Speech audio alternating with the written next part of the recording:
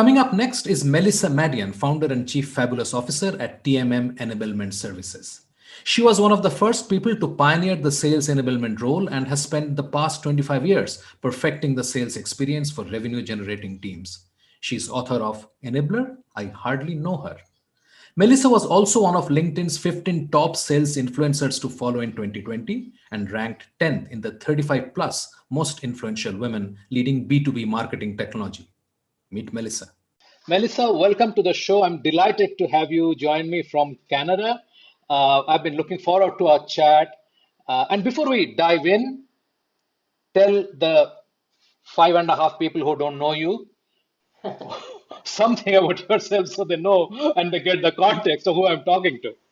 Well, hello, everyone. Thanks for having me on the show. My name is Melissa Madian, based in Toronto, Canada. I am a mechanical engineer by background, but fell into sales and marketing through a combination of needing a job and having a sparkling personality.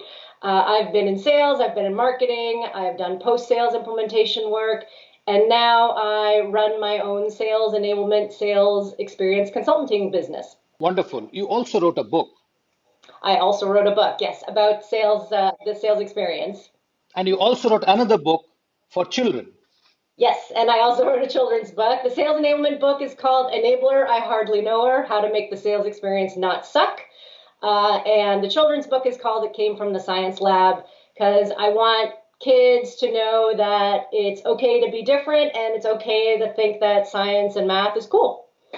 Wonderful. So without further delay, let's dive right in and talk about the elephant in the room, which apparently we don't want to talk about, the abysmal lead to conversion rate in B2B sales. Where do you stand on that, Melissa? Yeah, I think it's surprising. I knew it was bad, but it wasn't until you and I started talking that I didn't realize how bad it was. 5% conversion rate is pretty awful. And I'm not surprised that it was bad. I'm surprised it's that bad. But even when I think about it, it's actually not that surprising that it's bad because there's so much that happens at the beginning of the sales and marketing funnel, and there's such a lack of alignment between the marketing, the traditional marketing side of things, which is build the brand, get the name out there, generate interest and demand for the products or services that you have to offer. And then there's this sort of black hole that happens between marketing's activity at the beginning of the funnel and then sales or sales development reps actually taking inbound interest or even outbound activity and trying to create opportunities that ultimately close. So I think there's a lot of siloed things happening at the beginning of the funnel that I think contributes to that terrible conversion rate.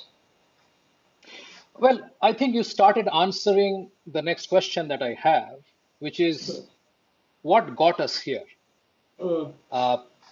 Let's unpack a bit of the issues that you touched upon, namely the lack of alignment between marketing and sales. And especially when you talk of the sales function, marketing, I mean, nobody's talking of the traditional role of marketing of what you said, building awareness, building brand, familiarity, so on and so forth.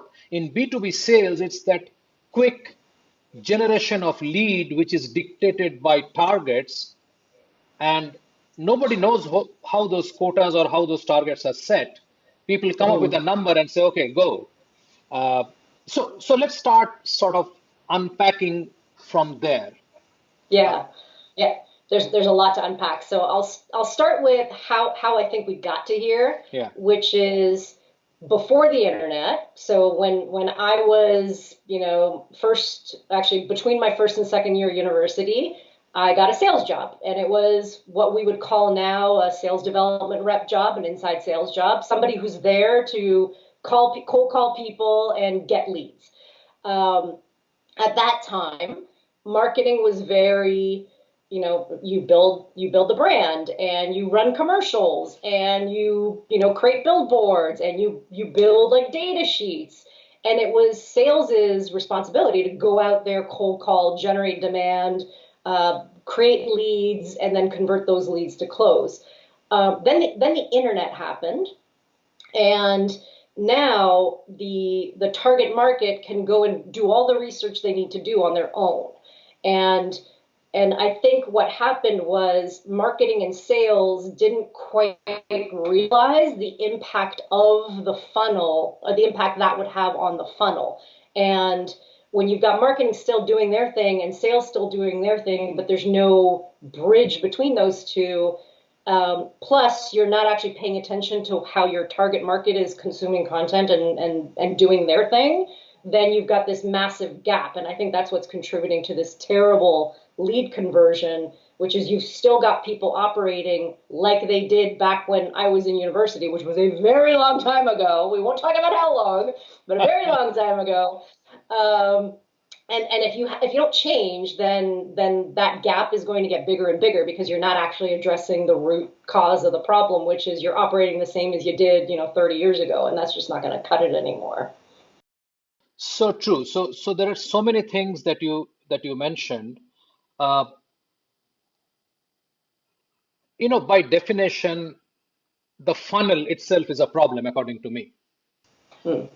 That was good for the B2C model, where you figured out in 1950s to mass manufacture stuff, to drive the price down. You have this automation, which is the factories, and you have factory floors and so on and so forth. And you suddenly figured out, oh, we can create this machine, or this product, at this price. So now go and find out a million people who are going to buy it because we can sell it cheap, right? So Yep. that was the whole origin of the funnel, that reach out to millions of people on the prime time TV or TV dinner time, and then some of them will convert, but yet still it will be a substantial number, and Hmm. it will sort of take care of my production and so on. So I think one of the biggest problems that I see is our attachment to the funnel. The Hmm. funnel itself is a problem, which means that you have to put in a lot and get out a few. So where do you stand on that one? Yeah, I think it's a really good point. And um, change is hard, right? It's Yeah. hard for people to change, and it's certainly hard for organizations to change. And then if you've got sales methodologies that have been put into place, that have been used for years, decades, et cetera, it's really hard to change. So it's a good point that the funnel may have worked a few years ago, 10 years ago, even 3 years ago, but it's not necessarily, it's too rigid. I actually find the funnel really rigid because it assumes that everyone is the same, and everyone, like you said, you put a bunch of things into the top and you've got a few things that come out of the bottom. And yeah, that works, but it's only resulting in a 5% conversion rate. Exactly. So is it really working or not? Which I think is why you see a lot of account-based marketing and that kind of things coming out, where it's less about the funnel and more about, let's just reach out to our target buyers, our target companies, and try and market to them, because then we can get a higher conversion rate going. So the second point that you mentioned, and I want to dig on that a bit more, is the fact that you say that the buyers are buying differently, right? Mm, Now, by definition, the way we are reaching out, even in account-based marketing, is companies who we believe are potential for our product. It's still a product-led idea. mm, It is not about the readiness of that account. We'll figure it out, of course. We're going to invest time and energy, and then we're going to figure out this account is actually not worth it because they're not ready for us, and so on. And by mm. definition, by the time we figure out and reach out to quote unquote prospects, including using of buying intent data, it is very late in the journey. So there, they may appear to be low-hanging fruits, Mm. but by chasing that, you are doing two things. One, you are chasing it along with five of your other competitors because everybody is using the same intent data. It's not Yep. exclusive to us, right? Nope. And secondly, you are also only chasing those who have practically finished their journey and possibly have shortlisted potential vendors. and you will possibly be a RFP fodder. You'll be one more column, and they'll engage with you to get your data, but they're not at all serious to talk to you because they possibly would have assessed you and said, no, they don't work for us. Yep. What do you think? Yeah, I agree with all of that, and I'm going to add an additional variable of even if I'm showing intent, doesn't necessarily mean I actually want to ultimately buy. I may be assessing everybody just to determine, hey, what I'm doing now is perfectly fine. I mean, I remember when I was running a field enablement organization several years back, we had a content problem.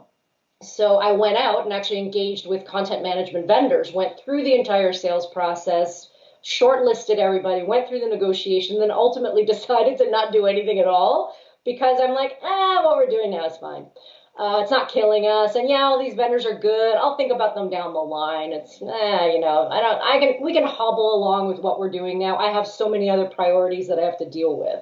So it's become this self-fulfilling prophecy of five vendors are trying to sell the same thing and looking at target customers because of their intent or whatever, because they have quotas that they have to hit.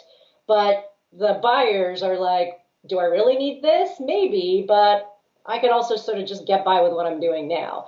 And then it just becomes this cycle of will they, won't they, should I? I'm not going to hit my target, so I'm going to hammer a bunch of other people, and it just flows from there.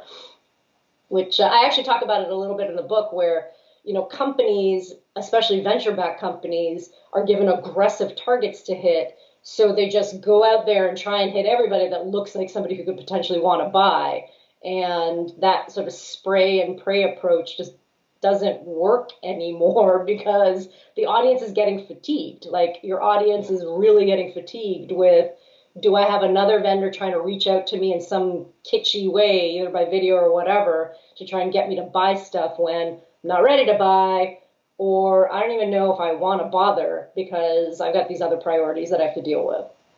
Absolutely. So we are detached from the reality. It's the same thing, right? We try to define the buyer's journey, and uh, Gartner just published a few months back a report which all of us have seen and shows it is anything but the linear journey we believe they're having. It's extremely Oh yeah. chaotic. It's extremely random in the sense that in the Brownian way of randomness, not really random, Yeah. but it is very, very complex and not your IDA or your Bunt framework, that whatever you want to call it. Uh, Yeah. what role? I mean, I'm still on the what got us here part. Mm.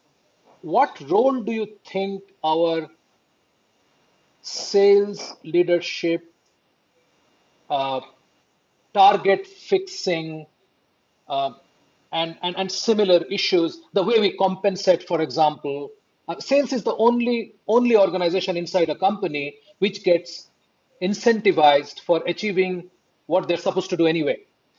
Yep. I know it's another topic, and I'll not pursue this beyond whatever you want to say now. But I'm Yeah. saying that everything seems so random, right? I mean, oh, you did X last quarter. Okay, do 10% more. Why 10%? Why that number? Was that a legitimate thing? Is it a sustainable number? We don't talk Yep. about it. Nope, What? it's a dartboard. Yeah, I'm just gonna randomly throw a dart at a dartboard, and that's the number. We could spend like an hour talking about this, but the short of it is, I totally agree with you. And I'll add to it.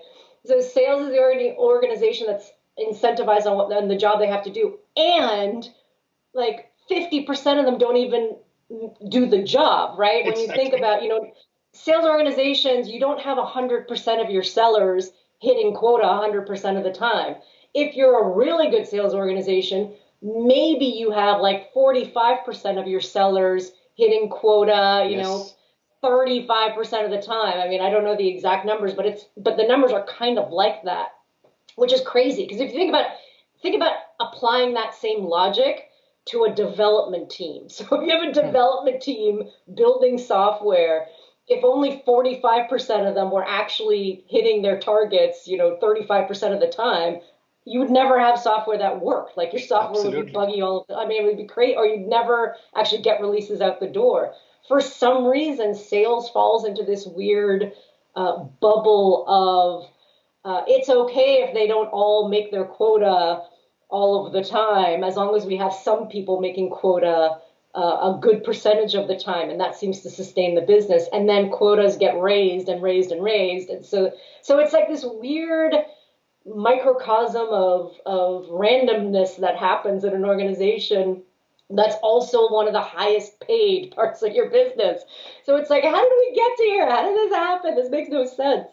So with that, you have a lot of people trying to figure out what's the secret sauce for the business, right? Why is seller A so much more successful than seller B?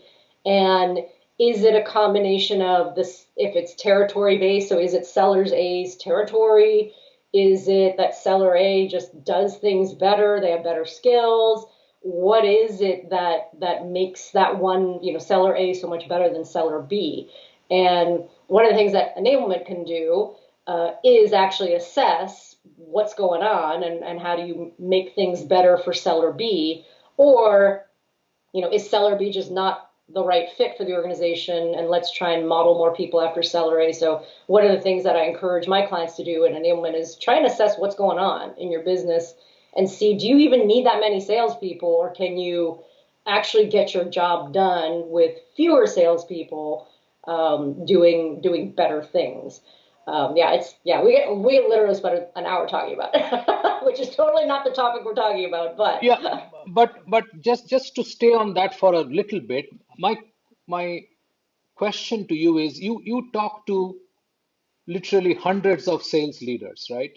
As a part of your job and part Mhm. of your engagement and consulting work. What do you hear? What is it that make them do or continue to do these things, which obviously is not yielding the results? Yeah, this is sort of the philosophical of why is sales structured the way it is and why is marketing structured the way it is. And I think it's just because it's a change thing. That's the way they've always done it. That's the way businesses have always done it. That's the way the business is structured. So that's the way folks do it. I actually was speaking with one client, and my argument was, why do you even have a sales development rep team? And this is probably a contentious discussion, but my discussion is, you have a bunch of young college kids just working odds, essentially just calling or video emailing or whatever they're doing to try and reach a target market, and then you're passing that over and you're trying to target executive level, and then you're having this kid who's all they've ever done from a selling experience is maybe they've sold at the Gap, trying to get to a C-level person for the purposes of handing it over to a salesperson. And I go back to the when I was in sales, I had to do all that myself. And so why do you have this? Is it a volume game, and that's why you have these kids just sort of hammering through phones, or what is it? And it's like, well, that's sort of the way things have always been done, certainly over the last few years. And so my argument is, just because that's the way it's always been done doesn't mean you got to do it now. Like perhaps you need to rethink this strategy. And they actually started to think about account-based marketing instead, or account-based selling instead. So actually going into accounts and trying to build it from there using their sellers versus their sales development rep team.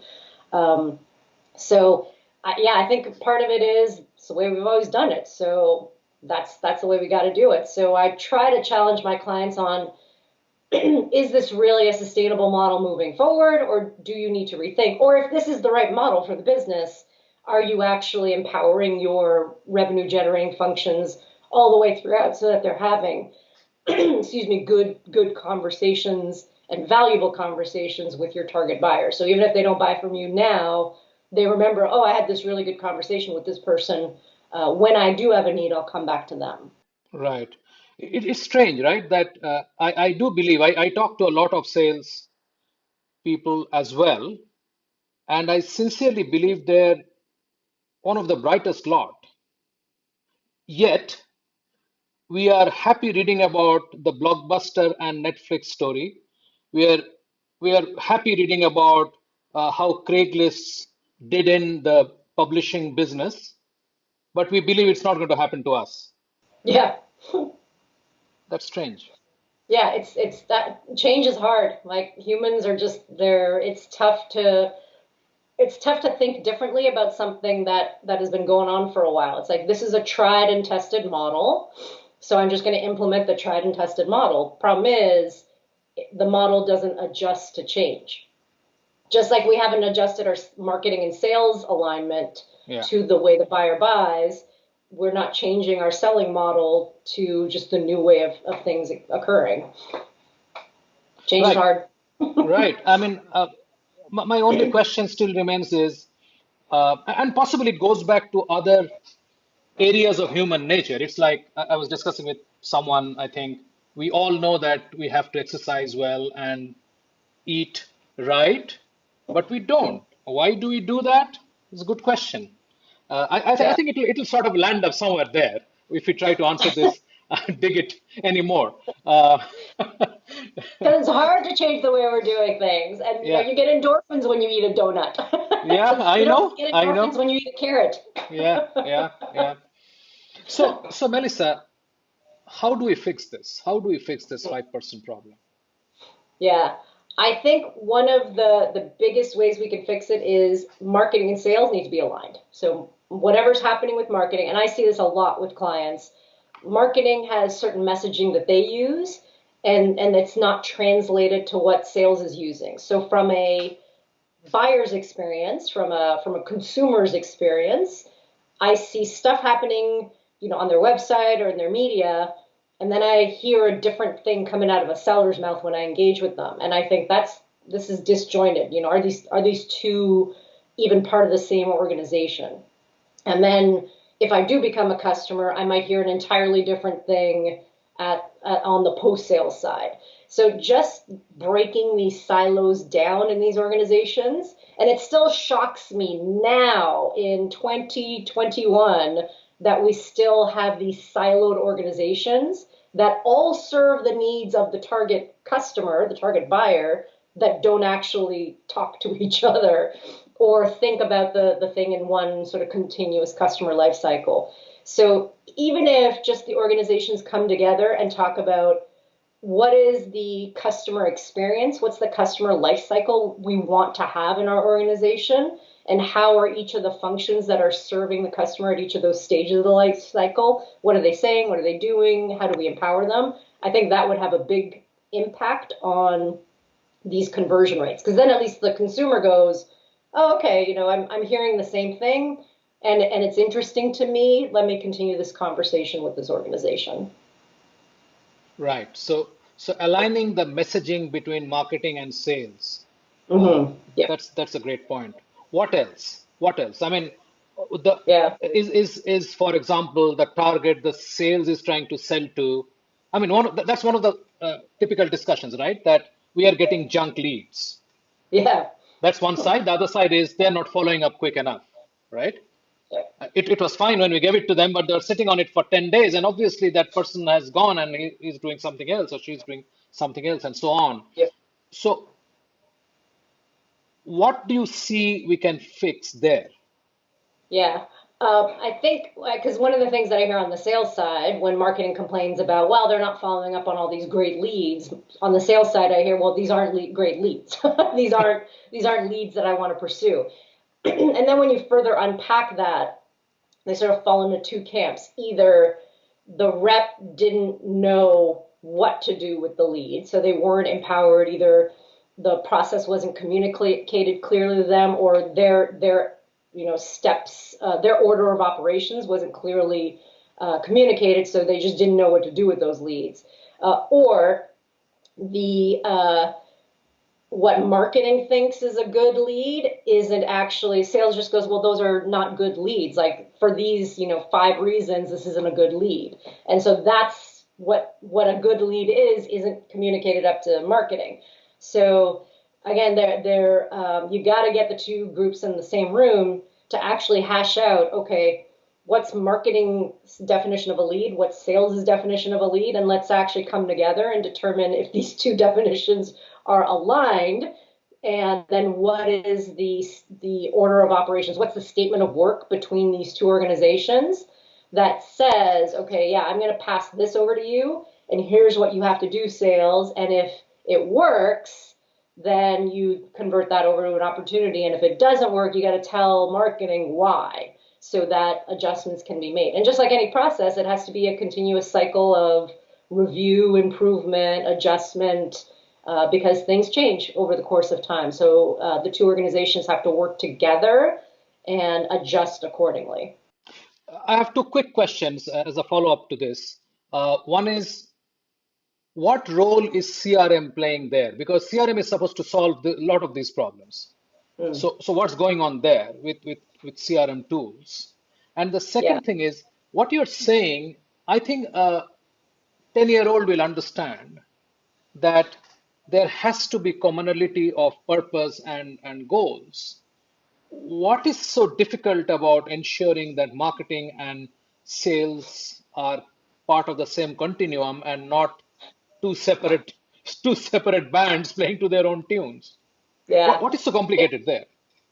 You know what's funny? I really don't know, because it boggles my mind how many organizations I go into where I'm like, why aren't these two organizations talking? You know, again, it's 2021. Why aren't these two organizations talking to each other? This is madness. Like, how can you still be so siloed after so much time?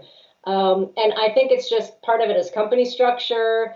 Part of it is, you might have two executives in those two departments that think about things in a different way, so they don't even think that these two things need to be aligned. It could be a bunch of cultural, like company cultural things. Um, to go back to your CRM question, I think a CRM system or an SFA tool can assist with actually visibility across all of these different touch points of the organization, all these different touch points of the customer, when you do it right. So I hear from a lot of clients that their data isn't great, and either marketing isn't putting data into the CRM system effectively, whatever automation tools they're using, or sellers aren't actually putting data in a clean and clear way. And then none of that is connected to the post sales experience. So whatever services or customer success or whatever the post sales experience looks like, that's not connected there. Or even that sales is using tools that aren't connected to the CRM system. So again, that contributes to all of these silos where it's really easy to connect all of the touch points of the customer and the buyer into the CRM, so that you have one view of what's going on with all of these different leads, touch points, etc. So one of the things that could be contributing to this terrible conversion rate is you just don't have all of these systems connected together. So when you don't, you can't see what's going on, and it's harder to convert leads if you can't see everything that's been going on with the leads. So yes, I think CRM can help with that one view. One of the things I've seen work well with organizations that still don't have this cross pollination is have like a chief revenue officer that oversees all parts of the revenue generating business. So you have a chief revenue officer that has marketing report up into them, that has sales report up into them, and that has the customer success or the account management side report up into them. So that way, that one executive function actually oversees all of the customer life cycle. Quite often you have a chief revenue officer, but marketing doesn't report up into them. So it's incumbent on those heads to actually get together and say, all right, we need to make sure that we're well aligned. And that doesn't always happen, but it would have a huge improvement on how that full life cycle occurs. Yeah, I totally agree, and I've heard this number of times that marketing and sales, they need to report into one person so that there is some mediation of and alignment, uh, Mm-hmm. which is forced into the two silos, and sort of ensure that they're working in tandem and not to their own tunes. Uh, Yep. so before we wrap up, Melissa, would you have sort of a prescription for organizations to think and potentially apply if they want to improve the current single digit to a double digit? That itself will be a 100% improvement, by the way. If we can take it from 5 to 10, it will be a Yeah. 100% improvement, which can dramatically change the fate of the organization. Uh, would you have a prescriptive suggestion? Yeah. If I had one prescription, I would be making a lot of money because it would solve so many problems. Hmm. But if at a bare minimum, if organizations just took a look at all of these different siloed parts of the organization and actually created a common thread throughout from what a buyer experiences from marketing through to sales, through to their post sales experience, and just actually looked at things from the buyer's perspective, I think that would have a pretty sound improvement on the conversion rates all throughout those parts, particularly on the marketing and sales side. Because I think a lot of organizations take a very product centric view. We've got this product out there, we're going to get it out there. And they don't think about what's the buyer actually experiencing across all of these different parts of the organization that's reaching out to them to try and sell them this product. So just by looking at things from the buyer's point of view, should have a pretty sound improvement on the conversion rates. And how is it? How can one start doing that? Um, I usually recommend actually becoming a buyer of your organization. So not to actually buy whatever it is you're selling, but to go through the experience as though you were a buyer. Like go out and consume your marketing content, see what's out there, then see what happens if you take some sort of engagement that gets a salesperson involved, and then actually have someone walk you through the sales process. And that that in itself creates like light bulbs going off in people's heads like, oh, is this what's happening? Oh, okay, maybe we need to improve these things. And then the other way is sort of internally focused, get everybody in the room that is involved in all of these stages and start to whiteboard out like here's what happens when somebody engages with us or when we go out and engage with them. Here's all the things that happen. And that if you whiteboard all of that out, you start to see pretty quickly where are there gaps, where are there things that where you're touching the customer too many times, so that's creating like a negative impression on them, and that starts to really paint a good solid picture. It means talking to each other. There's no magic. It's just you got to get in a room and start talking to each other. Fantastic. Melissa, I really appreciate your taking the time and humoring my questions, and I learned a lot, and I really hope that we will talk again sometime soon. You bet. It was great to chat with you, and I had a lot of fun. So thanks for having me.